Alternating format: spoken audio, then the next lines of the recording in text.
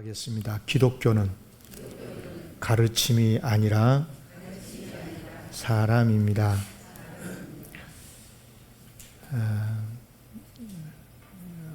제목이 아리까리해요. 잘 들어보시면 정말 맞다 하는 생각을 하게 될 겁니다. 인물 한 사람을 보겠는데요. 마틴 로이드 존스 목사님 사진인데요. 20세기 때 그야말로 최고의 강의 설교자, 많은 목사님들이 존경하고 사랑하는 그런 어르신 목사님인데요. 이 로이드 존스 목사님은 원래는 이제 의사였어요. 의사. 당대 이제 영국에서 가장 유명하다라고 하는 성 바돌롬의 병원에서 의학을 공부를 하고 의사가 됐는데, 얼마나 실력이 대단했냐면, 영국은 왕실이 있잖아요. 왕. 그러니까 왕국의 왕립 그 내과 의사 자격을, 왕의 가족이나 왕을 치료할 수 있는 그런 자격을 인정받을 정도로 대단한 의술의 사람이었다고 그래요. 그 왕실 수석 어이였었던 토마스 하드경의 밑에서 일을 할 만큼 천재적인 내과 의사였는데요. 그런데 이분이 이제 의사 생활을 하면서 우리 인간의 근본의 문제는 이 육체가 아니고, 육체 문제가 아니라, 건강 문제가 아니라 죄에 있구나. 죄가 우리 인간의 근본 문제구나 하는 걸 이분이 깨닫게 된 거죠. 그래서 이분이 이제 영혼을 고치는 영적 의사로 하나님께 부름을 받아서 평생 동안 강단에서 복음만을 전해요. 특히 이분이 한 30여 년 넘는 세월 동안 한 교회에서만, 영국 런던에 가면 중심부에 웨스트민스터 채플이 있어요. 대단한 교회죠. 그 교회의 목사로서 평생을 사역을 하는데, 교회에 무슨 전도 사역이나 뭐 이런 거 하지 않고 오직 예배, 그리고 예배 시간에 거의 설교를 1시간 넘게 집중해서 모든 성경을 다 한 구절 한 구절 강에 깊이 파고들면서 말씀의 본질을 찾아내고 강의하는 목사님으로 정말 유명하거든요. 그러다 보니까 이분이 이제 강의집이 많은데, 우리 한국의 모든 목사님들이 다 이분 책을 좋아할 거예요. 뭐냐면, 그러다 보니까 이분의 책은, 다른 책은 없고 강의집이 많아요. 근데 로마서 강해나 산상수훈 강해 같은 경우는 그야말로 기독교의 고전이죠. 근데 이분이 이제 주일 오후 예배도 이제 강해 설교를 했는데, 언젠가 이제 사도행전을 강해를 하게 되는 거죠. 그런데 첫날 사도행전을 강해 설교를 시작을 하면서 아주 중요한 질문을 딱 던져요. 뭐냐면, 기독교란 무엇이냐 하는 거예요. 여러분 기독교인이잖아요. 여러분 기독교가 뭐예요? 기독교가 뭐냐? 그러면서 그분이 이렇게 말을 했어요. 기독교가 무엇인가에 대한 답을 잃어버린 것이야말로 우리 시대의 최대 위기다. 그랬어요. 기독교, 교회를 다니고 기독교인이라 그러면서도 기독교가 뭔지를 모르는, 기독교의 본질을 모른 채로 교회를 다니는 것이야말로 우리 시대의 최대의 위기다. 이런 이야기를 했어요. 실제로 그래요. 지금 우리 한국교회 성도들도, 심지어 교회 다니는 목사들조차도, 목회하는 많은 사람들이 기독교를 오해를 해요. 오해를. 어떤 사람은 기독교라고 하는 것은 어떤 낙관적인 긍정적인 인생관, 또는 일종의 철학, 어떤 이념, 도덕 윤리 문제, 어떤 정의, 이런 행위의 문제 정도로 교회를 해석하고 이야기를 한다는 거예요. 그렇게 되면 이것은 기독교를 완전히 타 종교와 같은 종교로 만들어버린, 기독교를 정말 모르는 사람이라는. 이 로이 존스 목사님이요, 이렇게 이야기를 하면서, 그러면 교회가 뭐냐, 기독교가 뭐냐라고 할 때, 기독교가 무엇인가를 처음 교회가 세워졌던 예루살렘 사도행전의 교회가 정확하게 가르쳐주고 있대요. 기독교가 뭐냐 할 때 그는 이렇게 이야기를 했어요. 같이 한번 읽어볼게요. 시작. 사도행전이 보여주는 기독교는 가르침이 아니라 사람이다. 저는 전적으로 100% 동의를 해요, 이 말에. 여러분, 아무리 훌륭한 말이고 아무리 훌륭한 가르침이고 교훈이라고 하더라도 거기에 몰두를 하잖아요. 그러면 그것은 어떤 교리를 만들어주고 신학적인 이론을 만들어줄 수는 있을지 몰라도 그건 기독교가 아니다. 기독교는 어떤 교훈이나 어떤 진리나 어떤 가르침이 아니고 사람이란. 그럼 어떤 사람이냐? 사람으로 오신 예수 그리스도. 하나님이 인간이 되어서 오셨잖아요. 바로 그분, 예수 그리스도가 곧 기독교라는 거예요. 따라합시다. 기독교는 예수님이십니다. 아멘. 그런 의미에서 어떤 가르침보다 더 비교할 수 없을 정도로 중요한 것은 뭐냐면, 그 가르침의 내용이 뭐냐가 아니라 그 가르침을 베푸신 분이 누구냐는 거예요. 예. 같은 사랑을 말했어도 석가가 사랑 말했고 예수가 사랑 말했고 공자가 사랑 이야기했으면 다 똑같은 진리냐? 그렇지 않다 그 말이에요. 그러니까 내 이웃을 사랑하라, 원수를 사랑하라, 이런 말을 있잖아요. 얼마나 귀한 말씀이에요. 그런데 이 말씀이 진리이고 이 말씀이 우리에게 복음이고, 그 이유는 이 말씀을 누가 했느냐? 예수님이 하셨기 때문에 그런 거예요. 만약에 이 말씀을 스탈린이 했거나 김일성이가 했거나 히틀러가 했다면 이건 진리가 될 수가 없다는 거예요. 그러니까 이 말씀이 원수 사랑하라, 이웃을 사랑하라, 이런 말씀들이 우리를 움직이는 이유는 뭐냐면, 그렇게 말씀하신 분, 그 사람이 바로 하나님이 인간으로 오셨던 그분, 예수 그리스도이시다. 그래서 지금 이제 미국의 감리교, 저와 거의 동년배인데, 저랑 제임스 C. 하일이라는 목사님이 있어요. 감리교 목사님인데, 이분이 이런 책을 썼어요. 다시 읽는 팔복이라는, 예수님 팔복이죠. 그런데 이 팔복이 소중한 이유, 이 팔복은 곧 말씀하신 분이 예수님이기 때문에 이 팔복이 소중하다는 거예요. 팔복의 내용이 소중한 게 아니고, 이 팔복이 진리가 되는 이유는 그렇게 가르치고 말씀하신 분이 예수님이시기 때문에. 그래서 팔복을 흔히 예수님의 자서전 이렇게 이야기를 하더라고요.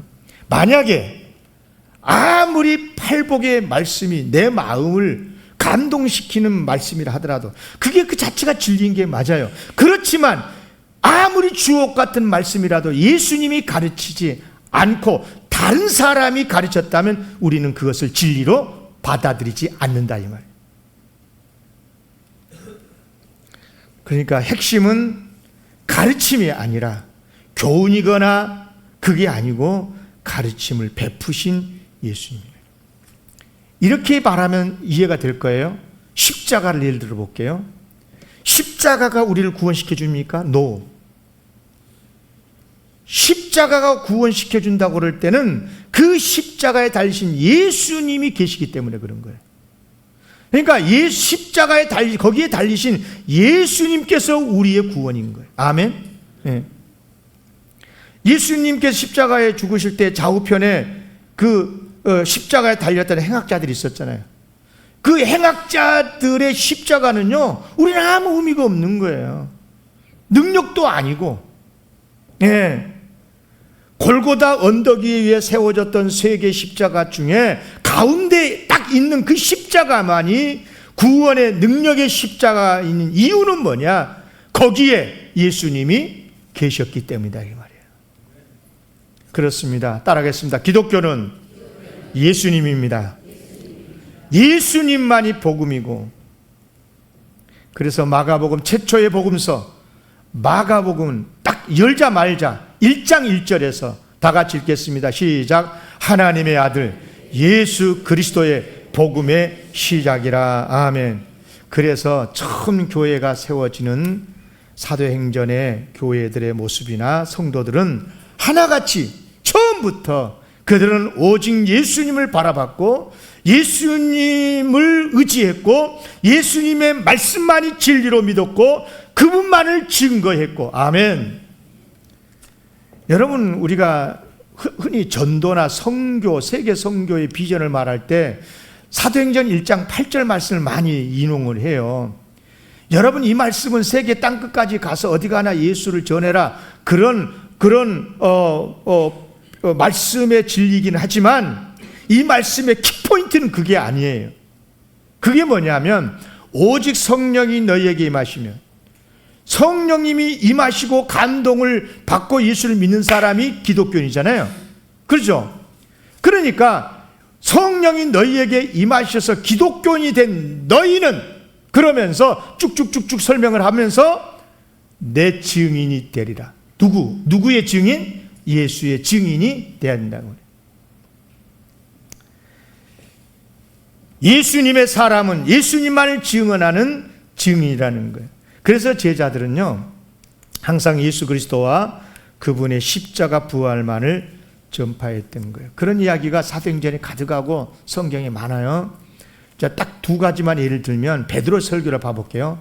베드로가 이제 성전 미문 앞에 그 안진병이 장애인을 이제 일으킨 다음에 많은 사람이 놀래가지고 막 모여들었잖아요. 그러니까 그들에게 하는 설교예요. 그들에게 뭐라고 말했냐면, 너희가 예수님을 죽였다. 살인한 사람을 놓아주고 예수님을 죽이라. 생명의 주를 죽였도다. 15절에 그러나 하나님이 죽은 자 가운데서 예수님을 살리셨으니 우리가 이 일의 증인이다. 그러면서 뭐라고 말하냐면, 이 장애인이 치유받고 일어설 수 있었던 것은 그 이름을 믿음으로, 그 이름이, 예수님의 이름이 너희가 보고 아는 이 사람을 성하게 하였나니 예수로 말미암아 난 믿음이 너희 모든 사람 앞에서 이같이 완전하게 낫게 하였느니라. 아멘. 그러니까 예수님이란 사람이, 예수님이 기독교고 예수님이 우리를 살리는 구원이시고 이 사람을 일으켜 세웠던 능력이라는 거예요. 바울의 설교도 비슷해요. 바울의 많은 설교 중에 딱 한 가지만 가져왔는데요. 이게 이제 BCD 안디옥 회당에서 설교할 때인데 뭐라고 그랬냐면 13장 28절 이하에서 죽일 죄를 하나도 찾지 못했는데 빌라도에게 죽여달라고 너희들이 그랬지 않았냐, 유대인 너희들이. 그러면서 30절에 그러나 하나님이 죽은 자 가운데서 그를 살리셨다. 그러면서 뭐라 했냐, 갈릴리로부터 예루살렘에 함께 올라온 사람들에게 여러 날 보이셨는데 그들이, 이제 예수를 믿는 너희들이 이제 백성 앞에서 예수님의 증인이라는. 이처럼 기독교는 예수님만을 믿고 예수님만을 증거하는 거예요. 예수 그리스도만이 우리를 구원하는 복음이 되시기 때문에 그래요. 매우 중요한 말씀입니다. 공자가 가르치는 진리나 석가모니가 가르치는 진리나 예수가 가르치는 진리가 똑같으니까, 그러니까 그것이 진리니까 그렇게 시작이 되면, 그렇게 출발하면 100% 종교다운주의가 돼. 그러니까 지금 교회가 엉터리로 되고 있는 거예요. 여러분, 그 말씀이 진리인 이유는, 그 말씀이 우리에게 복음이 되는 이유는 그 말씀 하시는 분이 예수님이시기 때문에, 그래서 예수님부터 출발을 해야 되는 거예요. 꼭 기억하셔야 됩니다. 세상의 그 어떤 이념도, 세상의 그 어떤 제도나 법적인 장치, 어떤 가르침도 복음이 아닌 거예요.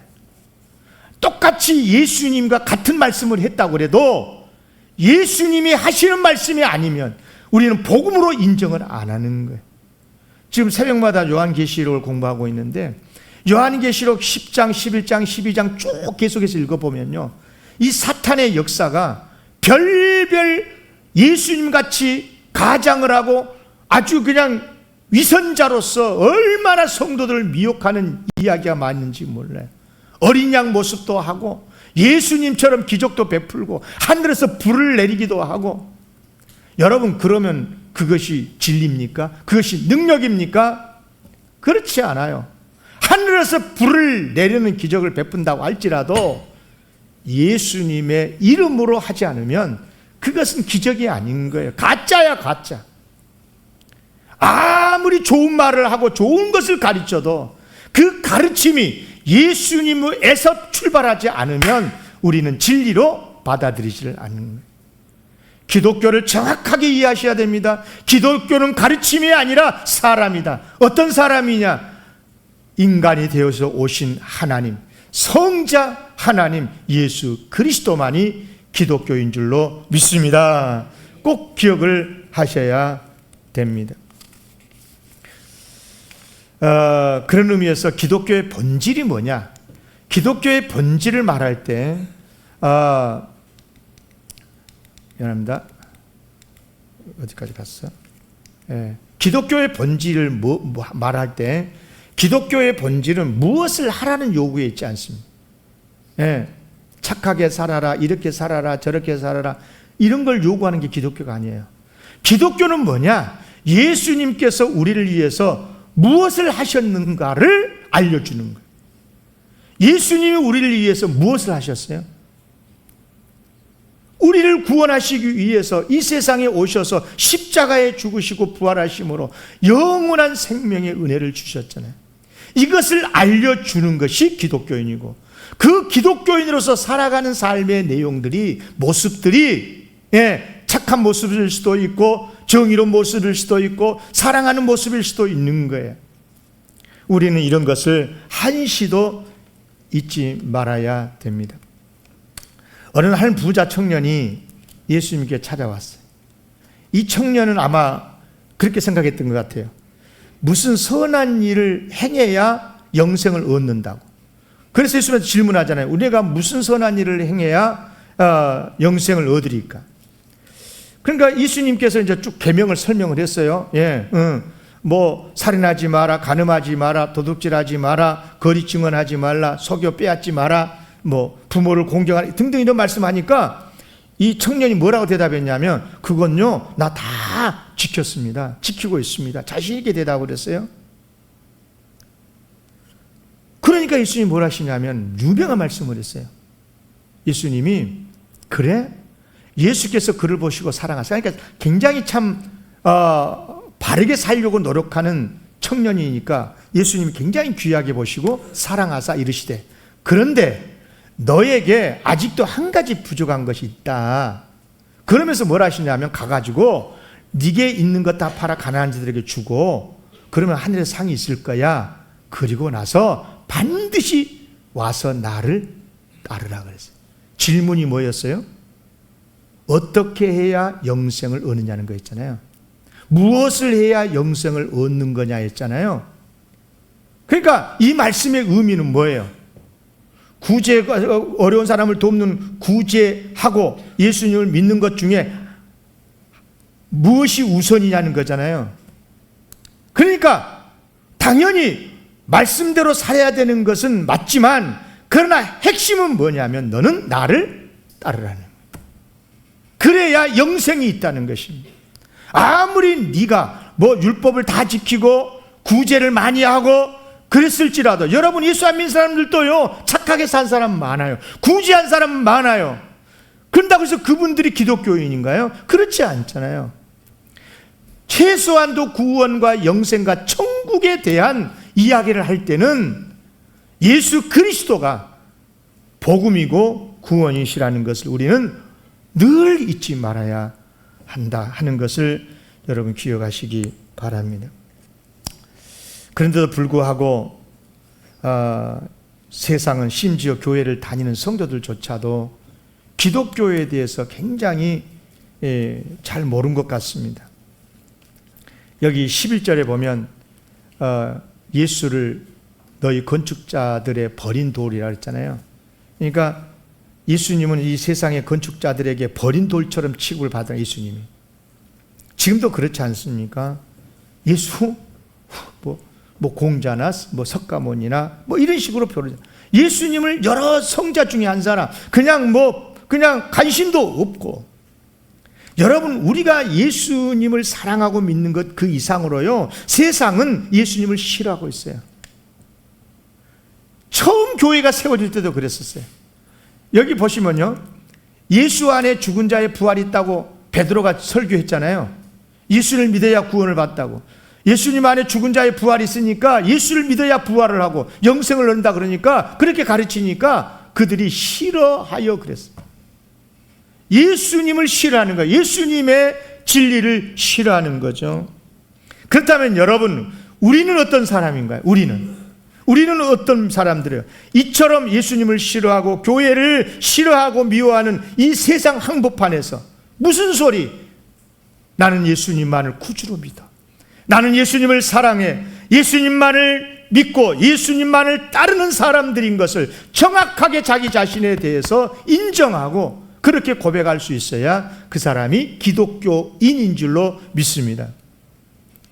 여러분, 서슬퍼런 사내들인 공회에서 두려워하지 아니하고 예수님만이 구원이시라고, 예수님 안에 부활이 있다고 그렇게 담대하게 말했던 베드로와 요한처럼 그렇게 말을 하는 사람들이 진정한 기독교인이고, 왜냐하면 기독교는 가르침이 아니고 어떤 교훈이 아니고 사람, 곧 이 땅에 우리를 구원하여 주시기 오신 성자 하나님 예수 그리스도가 바로 우리의 기독교가 되기 때문에 그렇습니다. 그래서 한 가지 이제 말씀만 마치고, 더 드리고 마치겠는데, 베드로가 이렇게 담대하게 예수님만이 구원이라고, 예수님만이 진리라고 외칠 수 있었던 것은 그 안에 성령이 계셨기 때문에 그래요. 오늘 본문 8절에 그렇게 나오잖아요. 9절 10부터 담대하게 설교를 하는데 그 전에 뭐라고 그랬냐면, 이에 베드로가 성령이 충만하여 백성의 관리들과 장로들아 그러면서 예수님, 너희가 죽였던 예수가 구원이고 그 예수님 안에 부활이 있고 그분을 믿어야 우리가 영생을 얻는다고 담대하게 해주셨던 거거든요. 성령으로 충만하시기를 바랍니다. 참 시대가 많이 혼란스럽습니다. 그런데 시대가 혼란스러운 여러 가지 이유가 있다고 생각을 해요. 뭐냐면 교회 안에 예수님은 관심이 없어지고, 자꾸만 교회 안에 예수 복음은 관심이 없어지고, 교회 안에 시대정신이 너무 들어와 있어요. 이념이 너무 깊숙이 들어와 있어요, 교회 안에. 그러니까 무슨 가르침, 교훈, 정의 뭐 이런 것들이 교회 안에 깊숙이 들어와 있어요.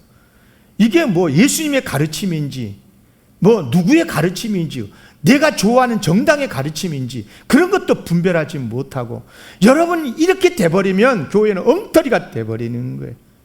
여러분, 교회는 예수로 충만해야 될 줄로 믿습니다. 그러니까 이런 때일수록 우리가 해야 할 일은 딱 한 가지예요. 뭐냐? 다시 원점에서 시작을 해야 돼. 다시 원점으로 돌아가야 돼. 다시 예수 복음으로, 예수 그리스도에게로 돌아가야 될 줄로 믿습니다. 지금 내가 교회를 다니는 이유가 뭔가? 내가 예수님을 믿고 있는 이유가 뭔가? 나에게 예수님은 누구신가를 정확하게 이해하고 믿고 그래서 예수를 붙들고 살아가는 우리 사랑하는 성도들 되시기를 기원합니다. 하나님 아버지, 다시 한번